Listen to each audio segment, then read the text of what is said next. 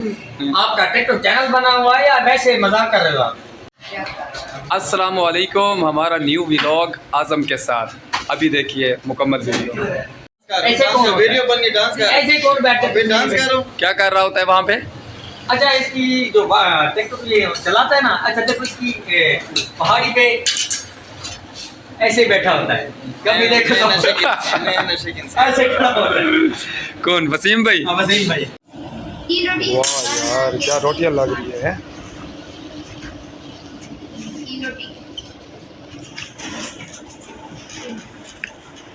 आपका नाम क्या है भाई? एहसान। अच्छा, आप स्कूल नहीं जा रहे? स्कूल जाता हूँ, 8वीं क्लास पढ़ती हूँ। अच्छा, स्कूल भी जाते हैं और यहाँ तंदूर पे भी काम करते हैं। माशाल्लाह, बहुत अच्छी बात है। और मामा किधर गया है? मामा यहाँ पे खड़ा होता है जी। ये देखिए, ये पेड़ वगैरह लगाता है। आपका टिकटॉक चैनल बना हुआ है या वैसे मजाक कर रहे हो आप? किसका? आपका। नहीं, मैं मजाक कर रहा हूँ। बोलो।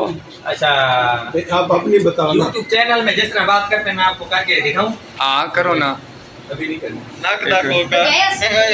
हैं? बचाइयो जरा, कसम से बचाइयो, मुझे पता था।